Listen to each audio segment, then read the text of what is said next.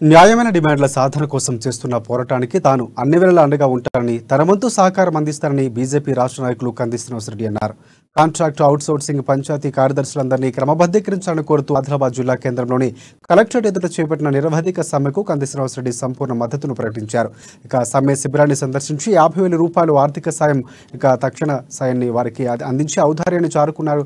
కంది శ్రీనివాసరెడ్డి పోరాటం ఫలించేంత వరకు మీ వెంట నేనుంటానంటూ వారికి భరోసాను కల్పించారు. ఒక్కడన్నా ఎట్టి పరిస్థితుల్లో ఆపకండి. ఎలక్షన్ సాయాన్ని తక్షణం అందిస్తున్నా. నేను మీ పోరాటం కొనసాగాల, మీ ఐక్యత వర్ధిల్లాలా, మీ డిమాండ్లు నెరవేరాలా.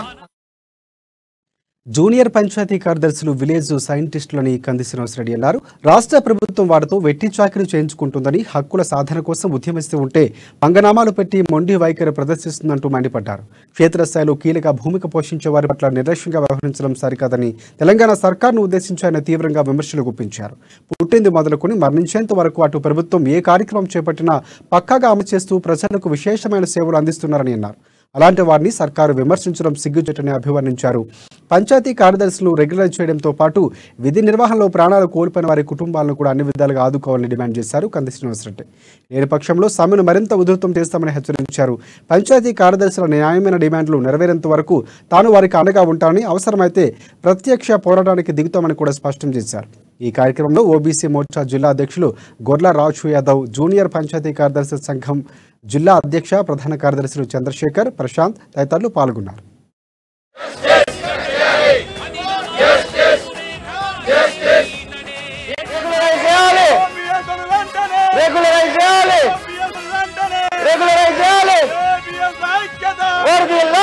వాళ్ళ కనీసమైనటువంటి సౌకర్యాలు కల్పించకుండా ఈ ప్రభుత్వం వాళ్ళ శ్రమ దోపిడీ చేస్తుంది. వ్యాక్సిన్ ప్రోగ్రాం కానీ, బియ్యం ఇవ్వాలన్నా, పింఛన్ ఇవ్వాలన్నా, కంటి వెలుగు లాంటి పథకాలు అమలు చేయాలన్నా, ఏది చేయాలన్నా కూడా జేపీఎస్ల ఓపీఎస్ల మద్దతు లేకుండా, వాళ్ళు చేయకుండా సాధ్యమే కాదు. అటువంటి ఒక కీలకమైనటువంటి పోస్టులకు వాళ్ళని ఉద్యోగుల్ని అవుట్సోర్సింగు పర్మనెంట్ చేయకుండా ప్రొబేషనరీ 3 సంవత్సరాలను తీసుకొని 4 సంవత్సరాల కాలమైనా కూడా ఆ ఉద్యోగాల్ని పర్మనెంట్ చేయకుండా వాళ్ళ శ్రమని దోచుకుంటున్నటువంటి ఈ ప్రభుత్వం వాళ్ళ మీద ఉక్కు పాదం మోపడం తగ్గించి వాళ్ళని తక్షణం పర్మనెంట్ చేయాలా, రెగ్యులరైజ్ చేయాలా, సీనియర్ అసిస్టెంట్ల పే స్కేల్ని వాళ్ళకి అమలు చేయాలా. వాళ్ళ శ్రమ వల్లనే ఈరోజు పల్లెలల్లో కనీసమైనటువంటి పథకాల్ని లబ్ధిదారుల దగ్గరికి తీసుకుపోయేటువంటి ఒక ఆసరా, ఒక భరోసా ఉన్నది. ఆ భరోసాని, ఆ ఆసరాని చంపేయద్దు. ఖచ్చితంగా ఈ ప్రభుత్వం వాళ్ళ డిమాండ్లని నెరవేర్చి వాళ్ళకు కనీసం ఒక హెల్త్ కార్డు లేదు, జేపీఎస్లో ఓపీఎస్లో ఒక పింఛన్ లేదు, ఒక పిఎఫ్ లేదు, ఒక పింఛన్ లేదు, ఒక ఈఎస్ఐ లేదు, ఒక హెల్త్ కార్డు లేదు, ఎటువంటి ప్రభుత్వ ఉద్యోగులకు ఇచ్చే బెనిఫిట్స్ లేకుండా వాళ్ళు చాలా దారుణమైనటువంటి పరిస్థితులలో ఈ ఉద్యోగ విధి నిర్వహణ చేస్తున్నారు.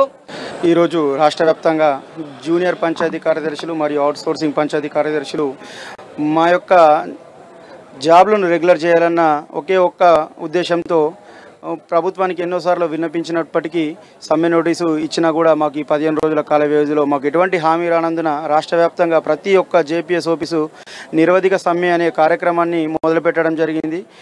మేము ఈ గత 4 సంవత్సరాల నుంచి నోటిఫికేషన్ ద్వారా వచ్చి 3 సంవత్సరాల ప్రొబేషన్ని ఎదుర్కొన్నప్పుడు మళ్ళీ జీవో నంబర్ 26ని తీసుకురావడం జరిగింది. దాని ద్వారా మళ్ళీ ఒక సంవత్సరం ప్రొబేషన్ పెంచి మమ్మల్ని సర్వీస్ని ఇంకా పొడిగించడం జరిగింది. అట్టి సర్వీస్ కూడా ఈ సంవత్సరం ఏప్రిల్ 11తోనే ముగిసినా కూడా ఇప్పటి వరకు మాకు రెగ్యులరైజేషన్ గురించి ఎటువంటి హామీ రాలేదు, ఎటువంటి